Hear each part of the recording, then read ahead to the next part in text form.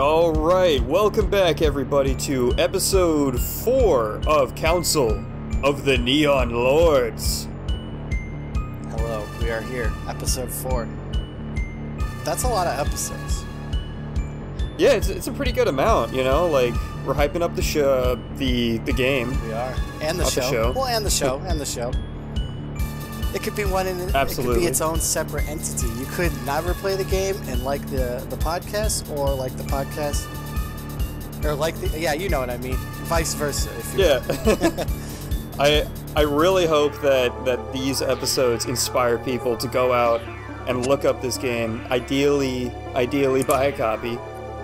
Yeah, I would assume, like, if they're listening to this, they either have an interest or already, like, they're invested into it.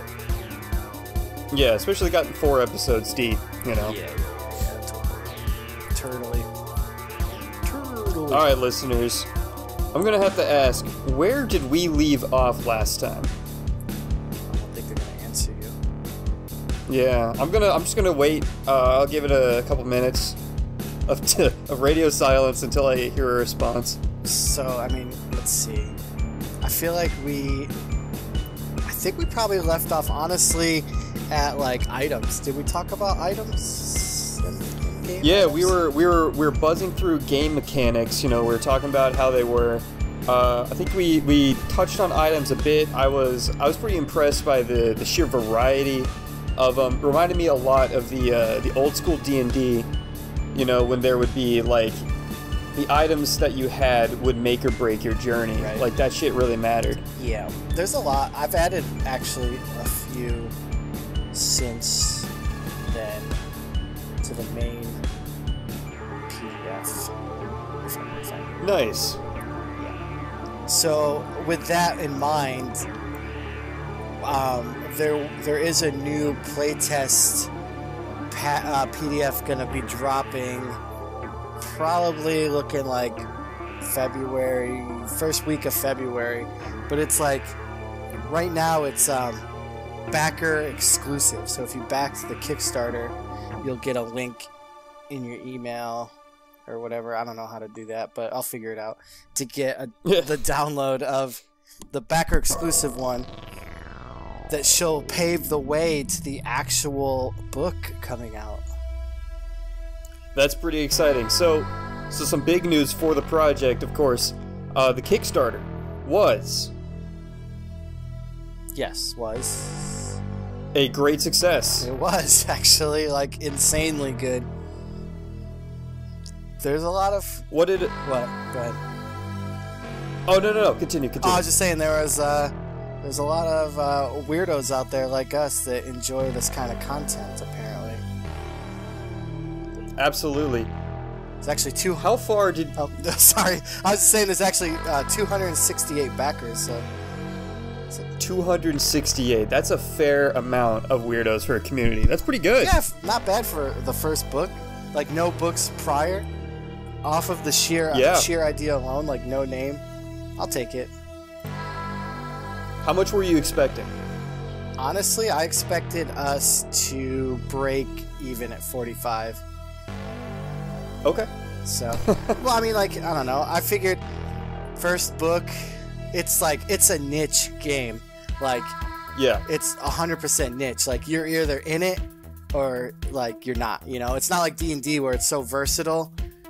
So yeah. I was kind of expecting, like, people to, like, get it and be like, all right, cool, yeah, like, and then a couple people here or there, but I was not expecting the turnout that we got, which I am 100% obviously grateful.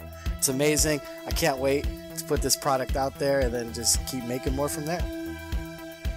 Absolutely. No, it's pretty incredible the amount of support that we've been getting. Yeah. I gotta ask, the Kickstarter rewards. Yep. Can you explain to the audience what was unlocked, how far we got down that tree, that tech tree, so to speak? Yeah, so there was 7 stretch goals, and we actually unlocked 6 out of the 7. So, not bad. Pretty solid. Yeah, stretch goal 1 was the Heather class got unlocked, and I'm pretty sure I feel like we went over the Heather class. Oh yeah, you and I workshopped the crap out of that. Yeah, that was fun. It's all done. Heather's all done. Like, Yeah. It's straight up done. I had to tweak some of like the to the max chart that we worked on, but it worked out in the end. I'll show it to you. Nice. Stretch goal 2 is battle tiles. It's going to be printed on a nice thick cardstock, and Moose is drawing those up, and they're going to be just like the like the old D&D box sets came with like maps and stuff. Oh yeah, absolutely. Yeah, it's going to be like that, just like different tiles that you can cut out and rearrange and all that good stuff. And then stretch goal 3 was standees, so you're going to have standees of all the classes and some of the cooler monsters in the book. So, I gotta talk about stretch goal number 2 really quick. Yeah, go for it. I see a great interaction between the prefab dungeon tiles and the random dungeon generator we had going on.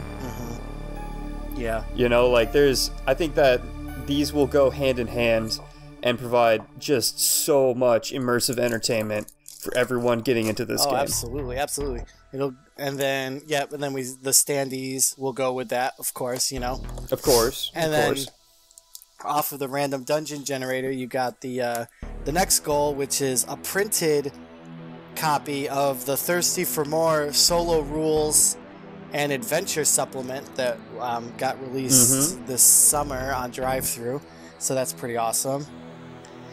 And then there we go. Stretch goal number 5 is Pogs, like the old 90s game. They're actually, I've looked at the website, and they're actually going to be on stock, like a nice back, like 6 Pogs, like on a I don't know, like a card, like a stock card, I think they'd be called, right? Yeah. Like action figures come on. Oh, interesting. Yeah. So there's going to be 6. I don't know if they're like printed with it and then you punch them out, but that's going to be like its own art, you know, like having like Neoterra Pogs. Oh, it's a Neoterra map and Pogs. All right, well that's cool. I forgot about that. And then I think the standees, the dungeon tiles, and the Pogs are all really interesting things that we could definitely include in the zines going forward. Oh, absolutely, yeah. Just like keep adding more and more for sure. Oh yeah.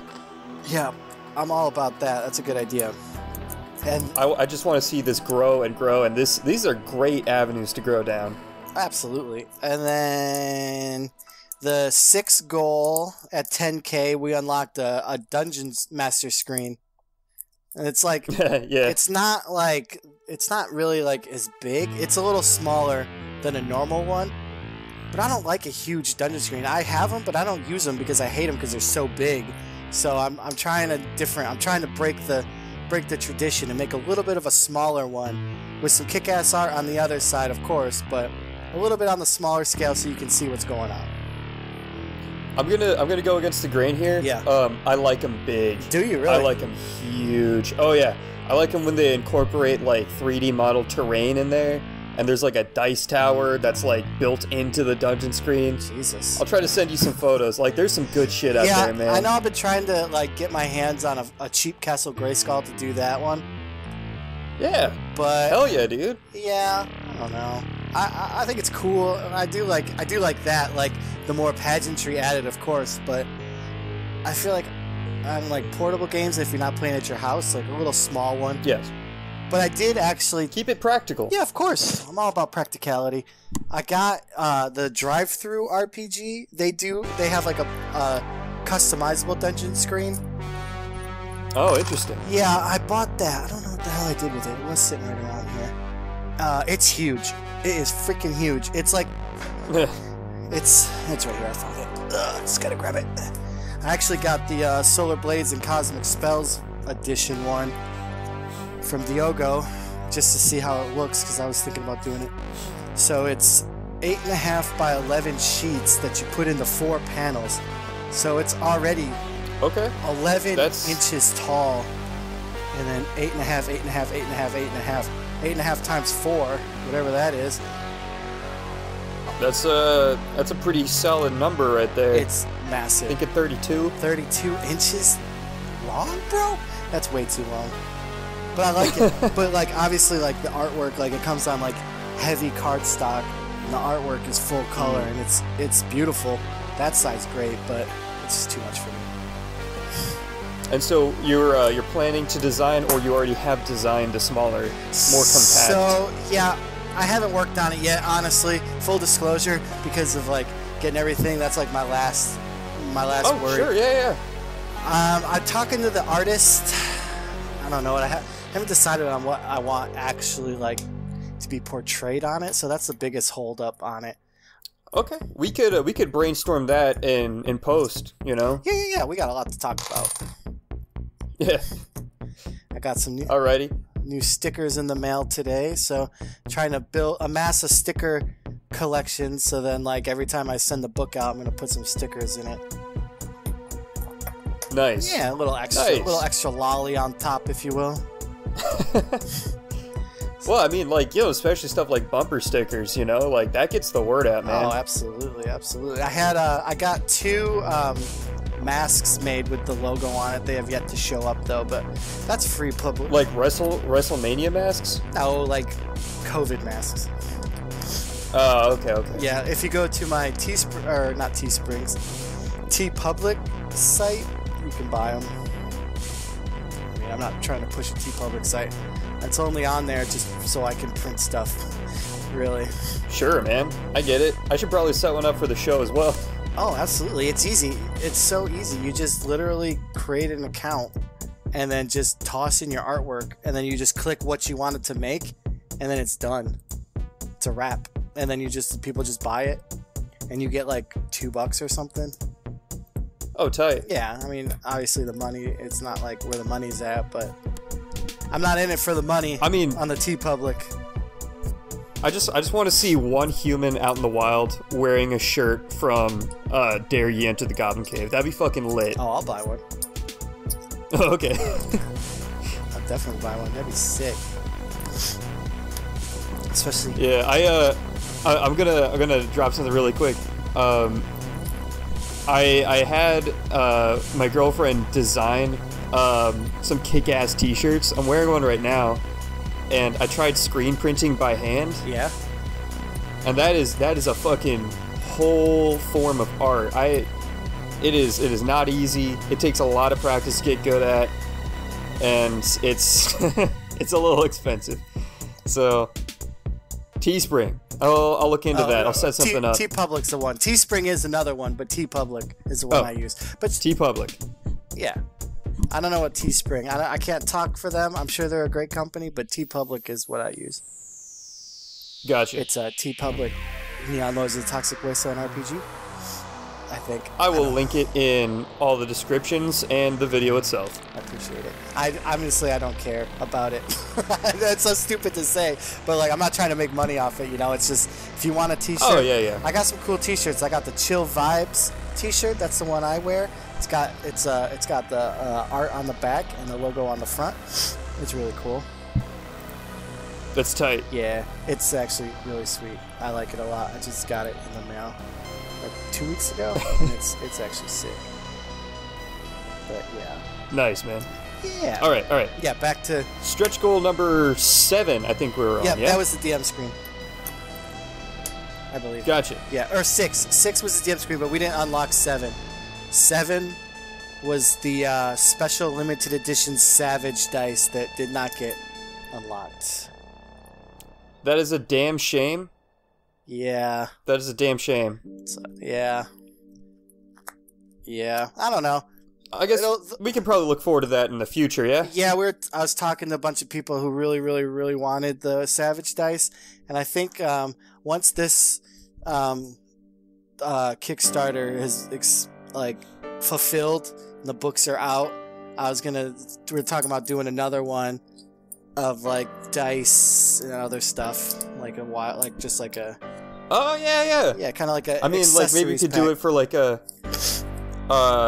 Kickstarter for the zine, right? You know, and like the rewards would be like, all right, you want like a 5-issue subscription? Bam, that'd be X dollars. Oh wow, yeah, that's pretty wild. I don't know. I've never seen a subscription service on Kickstarter. That'd be interesting. something to look into. I mean, I don't know. You know, me being a Kickstarter pro and all now. Yeah, right. I mean, you are, right? Well, I mean, I guess if you have a successful Kickstarter, I would assume you're a Kickstarter professional.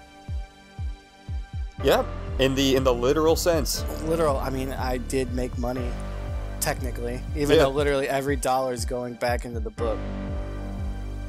Which is, you know, that's how it's done, man. That's how you're gonna end up with a great product. Oh, it's looking insane. I paid my money. I'm excited. Oh, which cover did you get? I don't remember.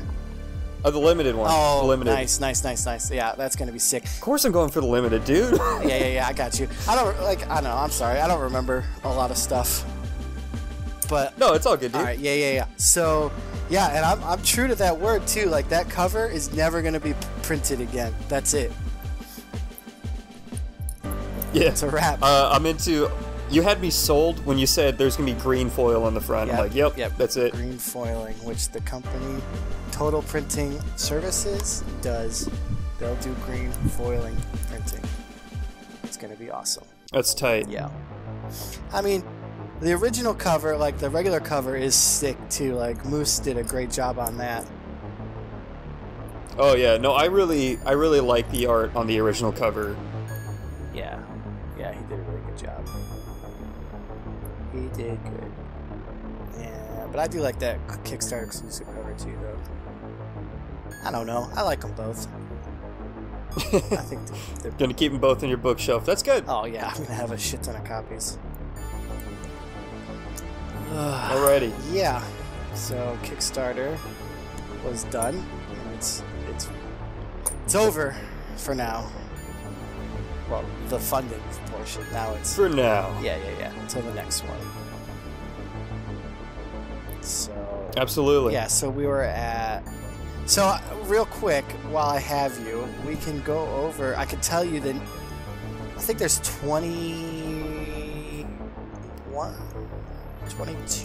hairstyles made it to the main book. Oh, all right. Let me pull them up. It is 22. Yep. So the Pompadour made it. I love it. Yeah. Did you? So, Tony Vicinda on I can't remember, like the beer. Damn it, it's gonna kill me. But I did a game with them, and he had the Pompadour. Oh, nice. Yeah, he rocked the Pompadour, and he always knew where True North was. It actually helped out a lot.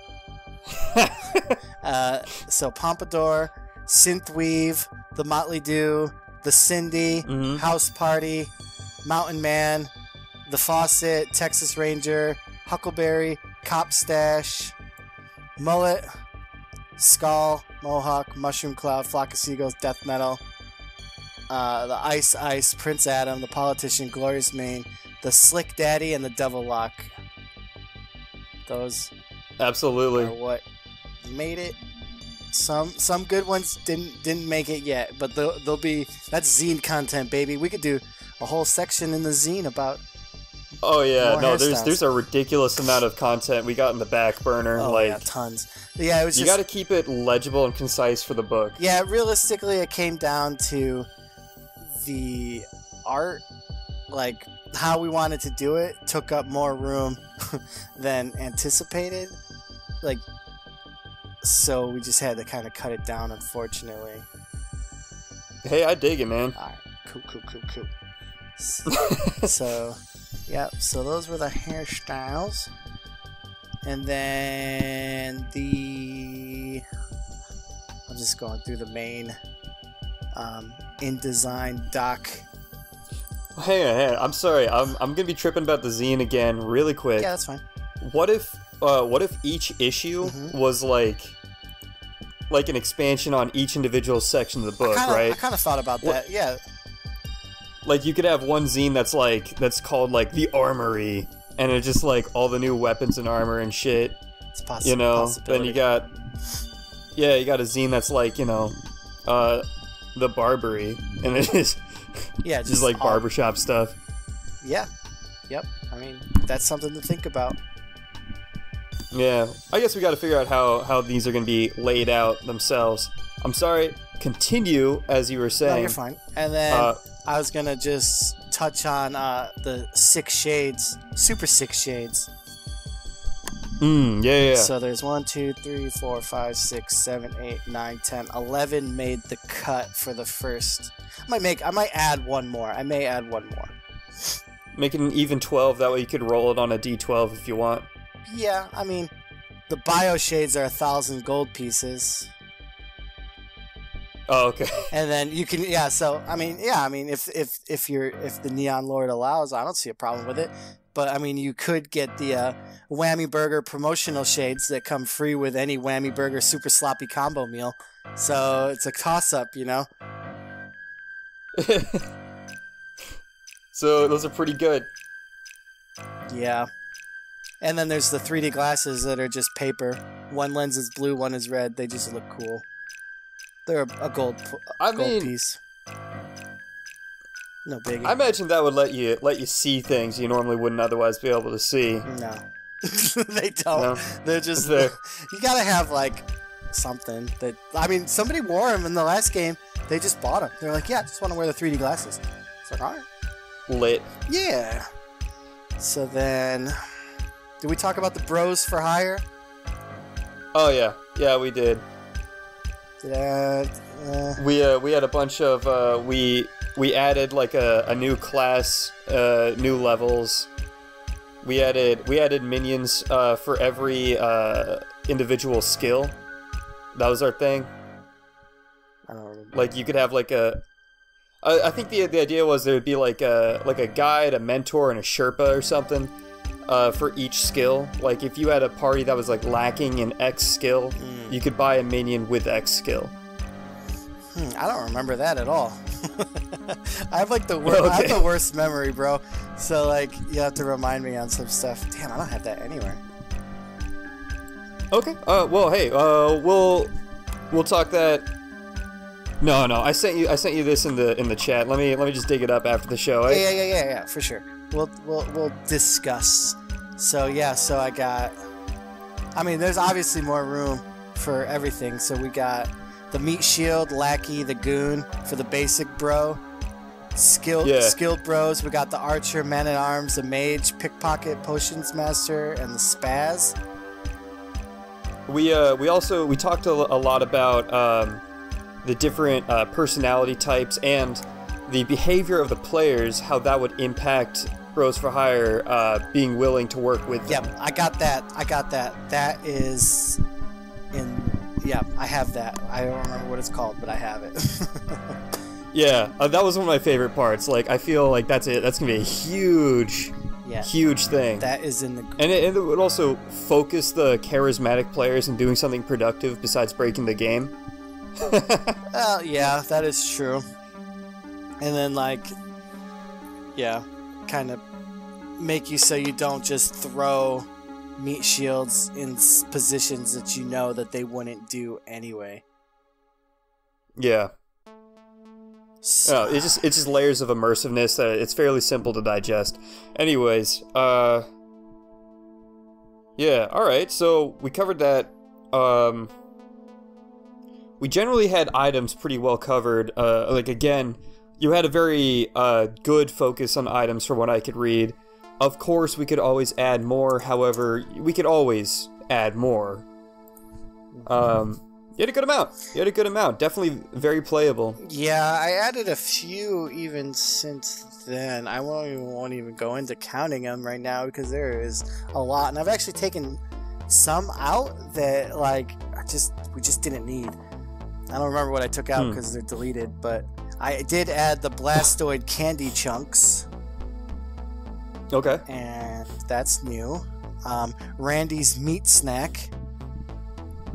We have an Old Glory bandana. Awful. Okay. What's awful?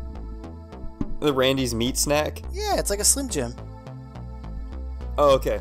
We got the sprayed stiff unisex hairspray for men. I know. I was writing it up, and I was like talking to my wife about it. I sent it to her. I was like, "What do you think of that?" She's like, "That's the dumbest name ever. Because how can it be unisex for men?" I was like, "Then I'm keeping it." Yeah. But yeah, so the sprayed stiff unisex hairspray for men can change your hairstyle to a long rest or be used as a makeshift flamethrower if you have an open flame source. Tight. Yeah. There's a gas mask I added. I mean, makes sense. Of course, we all need gas masks. Yeah. Stuff like that. It'll make you look creepy, but, you know, you don't get lung problems. Yeah, it just negates any effects from smells or gases. Nice. Fun fact, the gas mask is a relic used to combat the minions of the flatulent pits during the Scratch and Sniff Wars centuries ago. Scratch and Sniff Wars. Yeah. I did add... Oh, you know... Yeah, what? We gotta talk a little bit about the lore, huh? Yeah, we could do that sometime. We'll get to it. Yeah.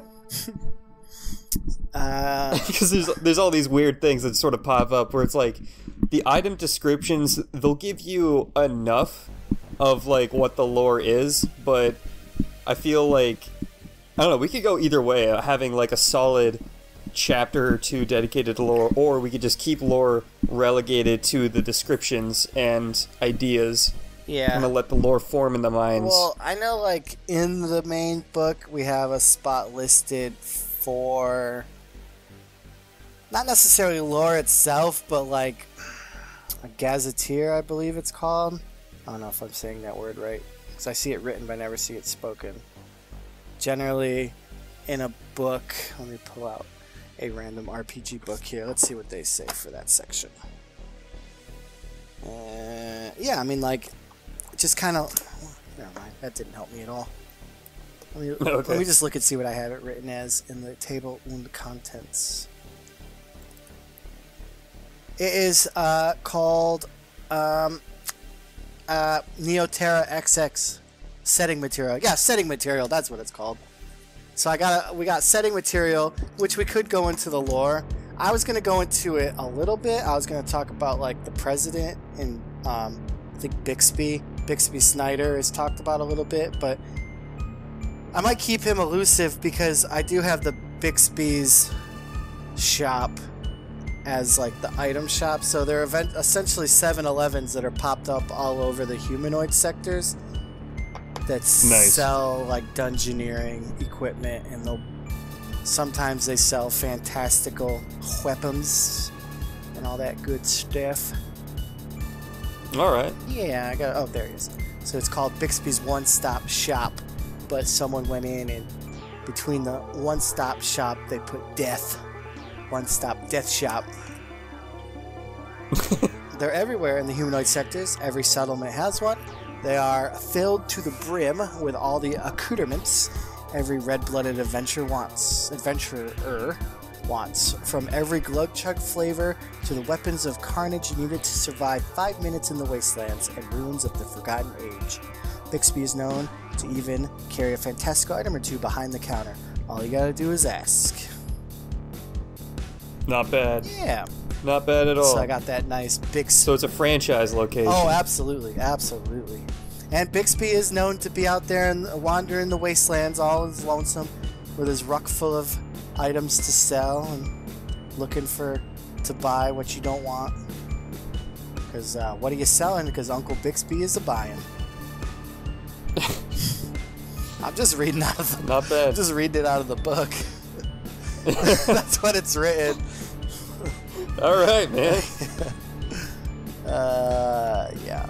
It's just funny because, like, since I have a really bad memory a lot of times, so, like, when I read it back, I'm like, yeah, that's actually pretty funny. I'll take that. I dig it. Yeah. That's always good. Yeah. So... Alright. Yeah, where were we? On a tangent. Okay. Alright. We were talking about the lore, but Lord, I don't know. We were just kind of like vibing, man. Yeah. It's going all over the place. Yeah, I mean, I don't mind. I don't mind vibing. So. I think probably one of the best parts of this episode was where we were talking about all the Kickstarter like rundown. You know, what was accomplished, what we plan to accomplish. Yeah, that was like the main thing, really. And then just vibe from there. Yeah, I feel it. Yeah, just kind of go jump around the book. Just talk about some stuffs. Yep, so, you know. So what about the Supplemental Adventures? Where are we on those? Good question. So, the Supplemental Adventures, we have the Last Outpost on the left, the Director's Cut, which I've been running. And we've added a lot. It's looking good. Okay. And then the one you and I are going to write, which we still have to talk about. Right, yeah, Blood Pit. Yeah, we need a name, an official name. An official name. Yeah, we could, the Mausoleum of Carnage. Yes. No. So, and then I am considering because there's going to be three starting adventures in the book. Last Outpost on the left, the Director's Cut, 1000% is in. Oh yeah, 100%. The one we're working on, 100% in. And then Love it. I have one called Wizards Bleed Green that I'm considering, but I don't know. I like it. It's not bad. It's pretty much just like a war wizard goes rogue and starts like murdering and abducting people and like hides out in the top of his spire, and you gotta go up there and kick his ass. But hey man, that's pretty classic. That's a good intro. That's a good intro adventure. That is true, adventure. because these are starting adventures. But yeah, I was thinking about doing a different one that is kind of based off of a famous franchise of movies. I don't want to necessarily spoil it. So there's that, and then there's... Say something that rhymes. Say something that rhymes with it. Well, that's the problem, is it's one word. And it's very popular. And it stars Arnold Schwarzenegger. I'll say that. That narrows it down. Alright. I mean, I could think of two off the top of my head. And it's not Terminator. Oh, okay.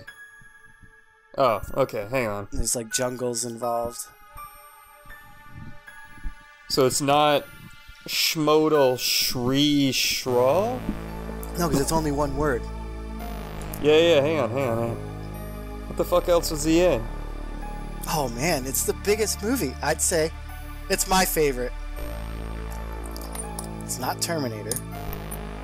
There's jungles in the movie. Well, there's one jungle. Okay. Yeah, I know the one okay. then. I mean, we could just say it now. I was thinking... Schmeditor. Yeah, Shredditor. Yeah. I was thinking about doing like... Oh, wait, hang on, that's fucking rad. Yeah, wouldn't that be cool? The Shredderator. The Shredderator? Oh, man. See, the problem is I already laid down... I set out all the names of monsters to be drawn, and now you're coming out with the Shredderator? Damn you. Okay, hear me out. What I have in my head right now is a squad of like 4 Heathers in the jungles of South America, just sorting through everything, fighting those Hellcats. But then there's like one crazy mutant Hellcat that's like bigger and badder than the rest that they got to track down and kill. Interesting. That's what's in my head. I'm not sure what you had planned. Well, we do have the Predator ripoff, monster in the book called the Carnifex.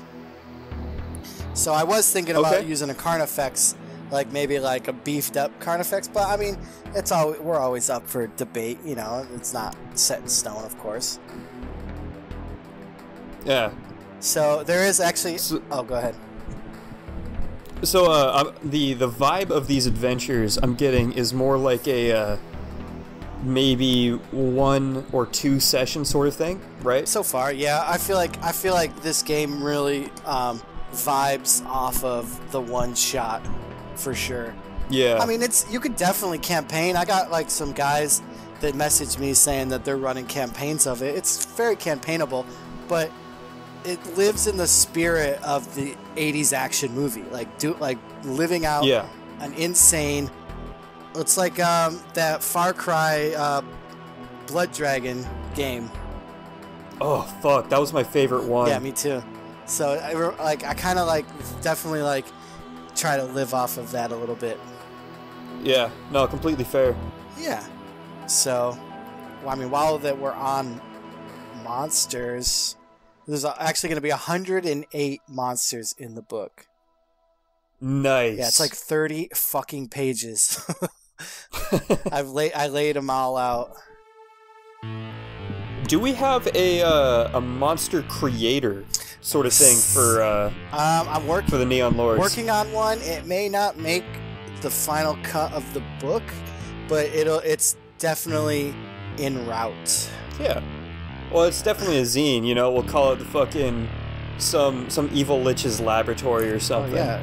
The main villain of Neoterra himself, Terrorex the Techno Lich. Yeah, Terrorex and Techno Lich's laboratory of evil. TM. His creepy crawler machine. There we go. Like Howl's Moving Castle, but like Mad Max. Absolutely. And then I thought of another adventure actually today, which I want to... Okay. Spoofing off of Speed, to where like you are like you get like so you get passes to the Pleasure Dome, and on your way to the Pleasure Dome, the transport you're on gets hijacked by mutant terrorists of some sort, and they planted the bomb. And you can't go, obviously, like under 55, right? Is that what speed is? Yeah, so or 80 or something. Yeah, so like spoof off of Speed. I thought would be kind of fun. Okay. Because then not only that does sound pretty heavy. Not only do you have to like combat all of the enemies, you have to figure out how the party's gonna keep that like party bus going that fast. That's interesting. Yeah, there ought to be obstacles outside it. Yeah. There ought to be. Well, yeah. Plus, like realistically, every turn, whoever's at the wheel is gonna have to do like some kind of check. And then that seems like an interesting one. Yeah, it'd be a whole new mechanic just for that, because they would have to check and make sure that they're over the speed limit. You know, they're maintaining it. Obviously, it's like not going to be hard. It's not like, oh fuck, you know, you're under it, you're all blow up. So it should be like, yeah, it should give them like some sort of like system where like you know, you start like going under, and then the thing just starts beeping, and you have like 3 seconds to correct it. Yep, exactly. And then like there's like maybe like 3 strikes, and then it blows up. But like manageable, but still stressful. Yeah, is kind of what I was going. Okay. With. Yeah, so I mean, I kind of thought about that. That's obviously rough draft. It's not even written down yet. All right. Yeah, so I thought that was pretty cool. That would be fun. Well, we also had in our back pocket Flashback 89. Yep. I think it was. Flashback? Okay. Which? All right, so here's a big drop. I'm going to drop a big bomb on you. So I have been toying and tinkering with... so Neoterra XX takes place primarily in the United States. You know, like Detroit Prime, the humanoid sectors, all are on our continent. But the same thing is happening with the other side of the pond, and we're going to see a Red Menace come to fruition after the core rulebook comes out. You ever play Metro 2033? I want to. I have yet to start it. It's phenomenal. It's very depressing. Yeah, that's what I hear. I hear it's like super depressing. But I mean, I really love those Eastern Bloc post-apocalypse games. I don't know why. But all right, so the Red Menace rises from the east or the west, depending on your perspective. Yeah. Yeah, I've been calling them cybersukas, but obviously that's not going to fly. Yeah, let's... I know we were talking like Iron Comrade was a possible name. Something for one of the hairstyles. Oh, the hairstyles, you just got the Ivan. That's it. You'd get one hairstyle. Yeah. Shaved head. That's it. One hairstyle. So they're obviously gonna... Well, then there's also the Stalin mustache, right? Yeah, you could. It's a damn classic. Could do. No, we had one of those. We had like a Russian, like, I guess racist Russian stereotype, like facial hair. That was in our little hairstyle module, right? Yeah, I believe we did have the stereotypical Rusky hairstyle, but no one likes Russians. Okay. I'm just kidding. I like their equipment. No, I do. I have a friend who's Russian. He actually came from Siberia.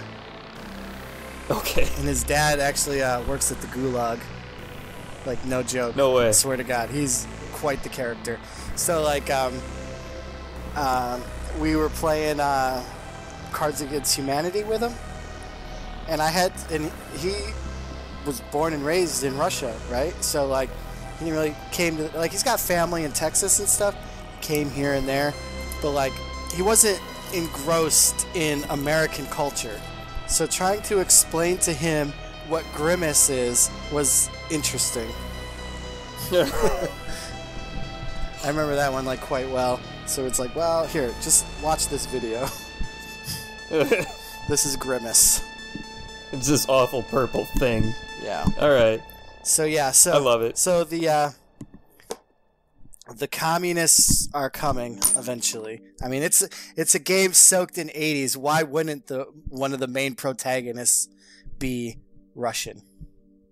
Oh yeah, and if there isn't like a dude riding like a nuclear missile into the Americas, like it's like a horse or something. Yeah, I mean it never. Then... Yeah, exactly. They never yes, that word specifically state who the Neon Wars were fighting against.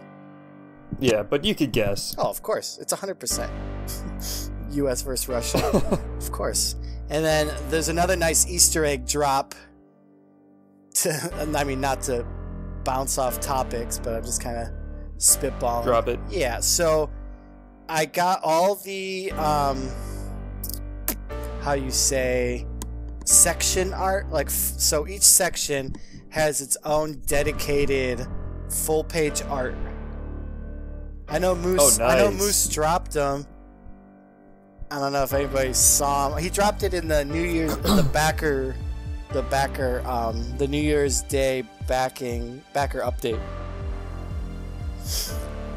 So, long story short, I'll explain them all. So the player section is the Usual Suspects cover, or the poster art, like Ripoff. So you got like all the classes standing on like a lineup, like whatever it's called, you know, like where it's got like your height, you all stand. Yeah. I don't know what it's. Oh yeah, I caught that. Okay, you saw it though, right? Yeah. Okay, yeah. So you got the Cyber, Skin, Dwarfling, Heather. It looked like it was like a criminal lineup. Yeah, criminal lineup. That's exactly what it was. That's exactly what we were going with. So there's that one. That's for the player section. The Neon Lords section 1 is a Bruticorn, a Dwarfling, like charging through a room looking to schwack somebody. And there's like a Lord Randy poster, and there's like a slice of pizza on the table. And so you got that one. You got the Stuff to Slay section, which is like the monster manual, is a Dwarfling and a Mutant Outrider like fighting, hand-to-hand fight. Which is the back of the t-shirt, by the way, because that's the art for it. You have the setting, like Neoterra's setting material has a, look at it, has I don't know what classes they would be, but there's a class heading towards the Citadel of Death, which has the Undertaker's face carved in the side of it to give a little hint on who the Lord of Death, Lord of the Underworld is.